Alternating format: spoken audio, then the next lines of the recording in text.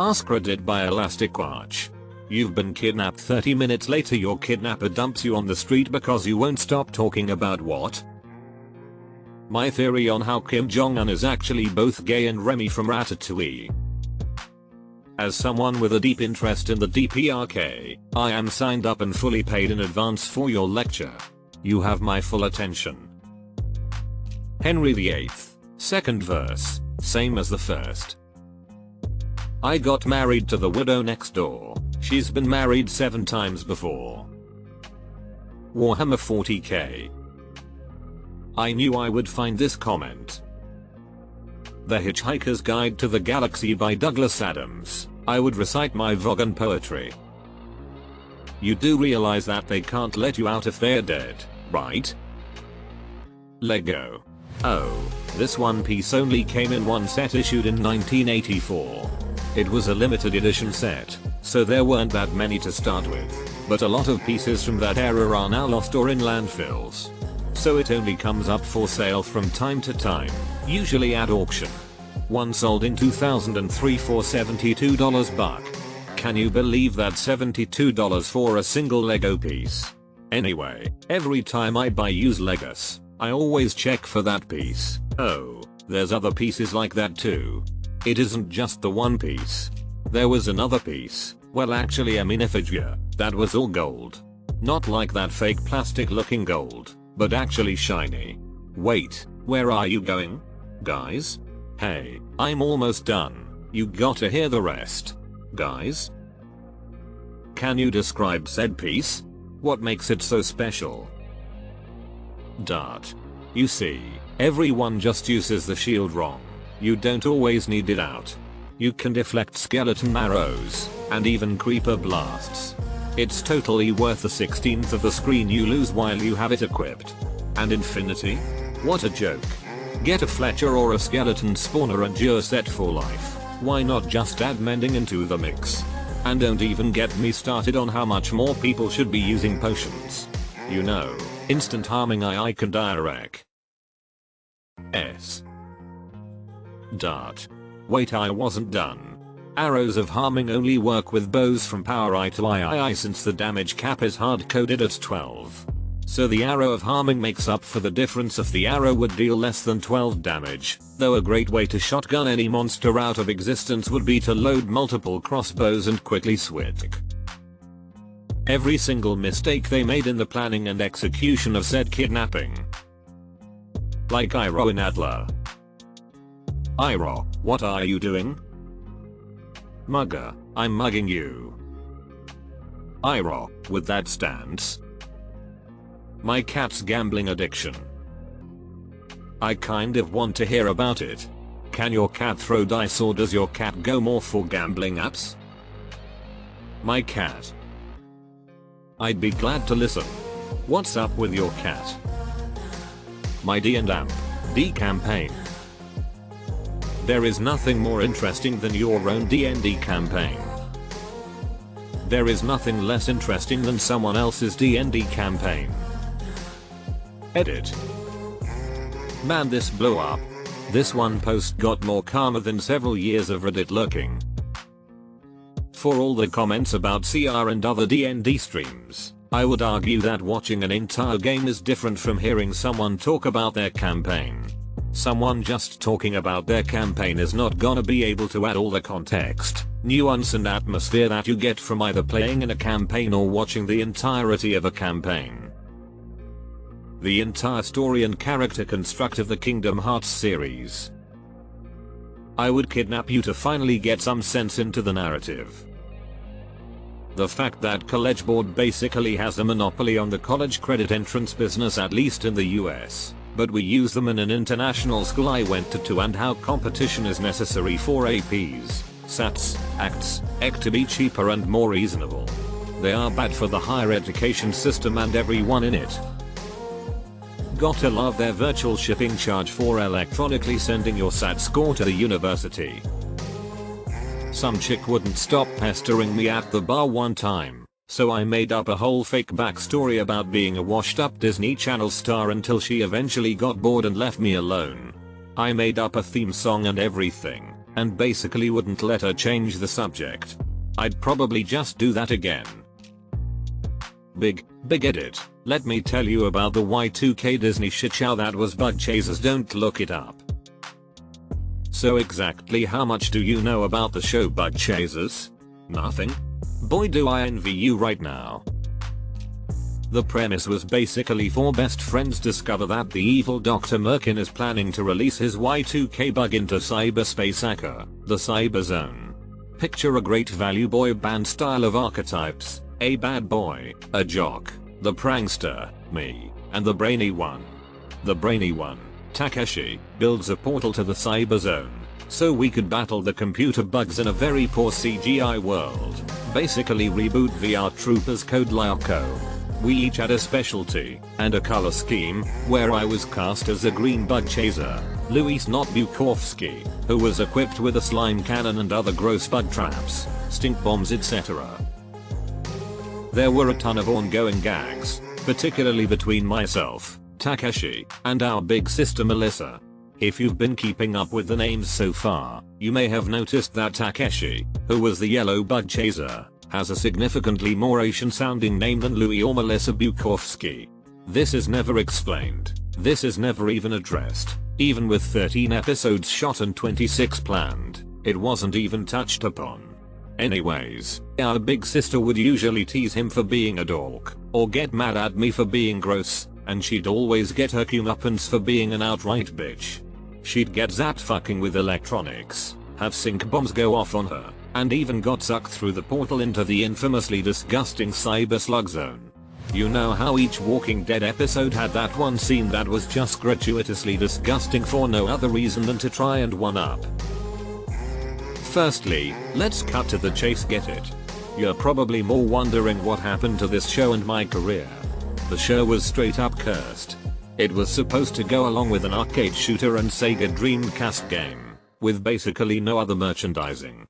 The death of arcades and the Dreamcast flopping nixed that. The blue bug chaser, Johnny, the jock wielding a long-range bug zapper, was paralyzed while his mother was driving drunk, and wheelchair bound right before the fourth episode was shot.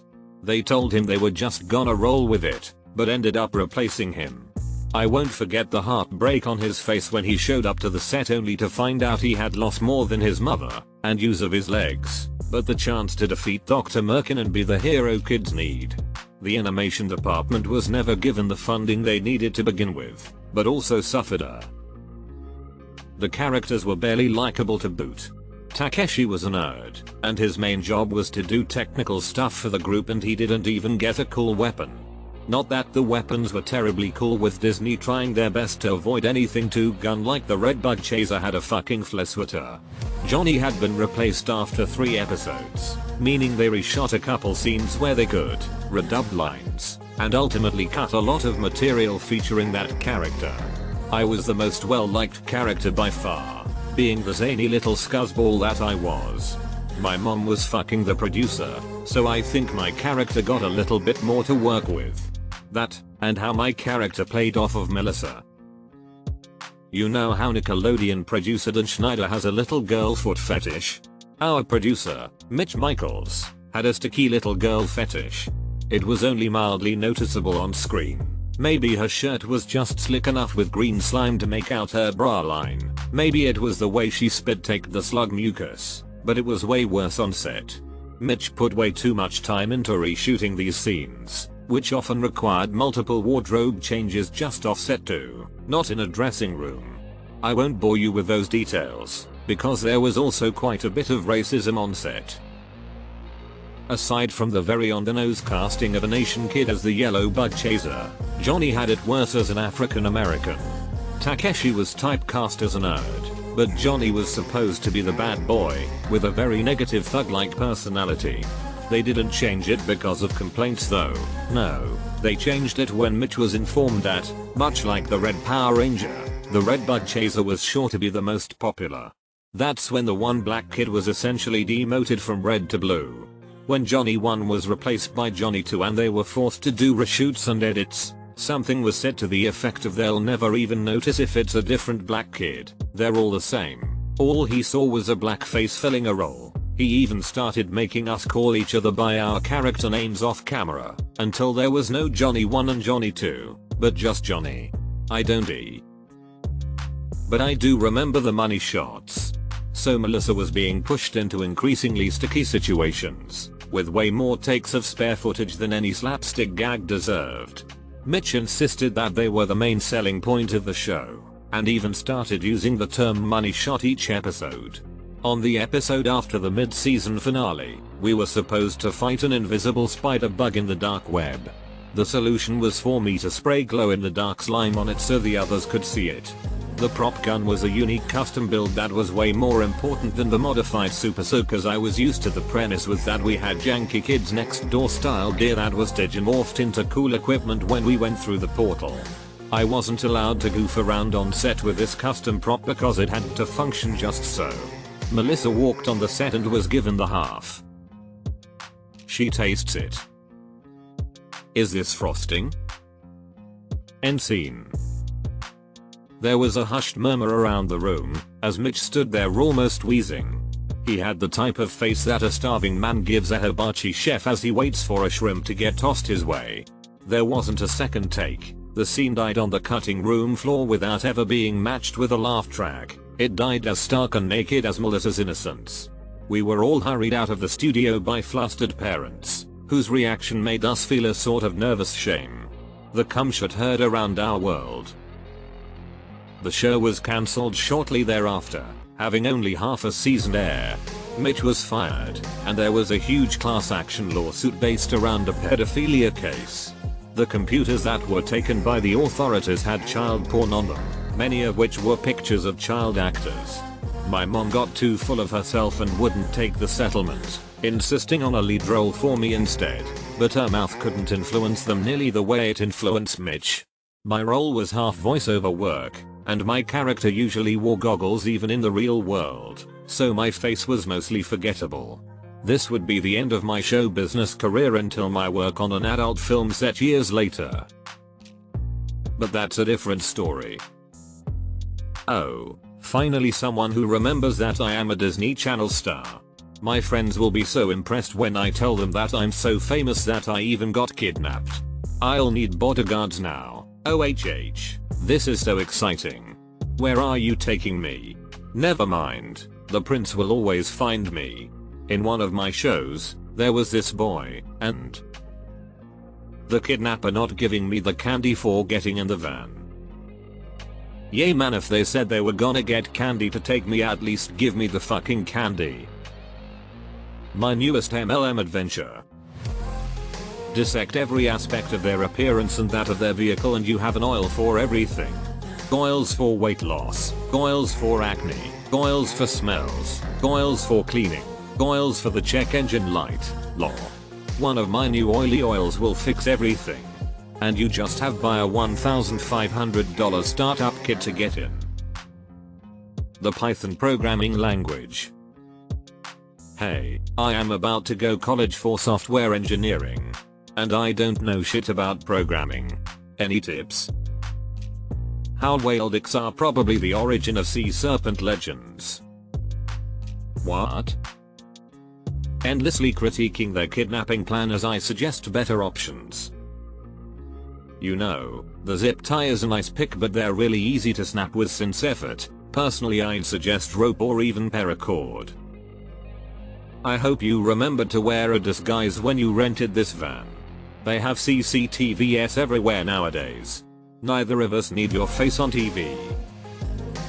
So what's your endgame here? Is it money? A sex thing? Revenge? A sex thing? I'd just like to know what's on the itinerary. If it's one of those other things, can it also be a sex thing? I mean, it's not my fault you didn't think to sedate me when you picked me up. Frankly, that's a rookie mistake. So are you after money information? Because I have neither. My organs won't even be worth much on the black market because I'm super unhealthy. I hate to break it to you, but if this is a sex thing, nobody's gonna be interested. Did you really just drive through a traffic light? You know those all have cameras, right? Back roads only man, or you're gonna get caught faster than I can chew through this off-brand duct tape you thought would work. Raid, Shadow Legends. Okay, I'll allow you to kidnap me, but first I'd like to thank our sponsor, Raid, Shadow Legends. Gets yeeted out of the window. That my dad can beat up his dad. He wouldn't stand a chance to my dad.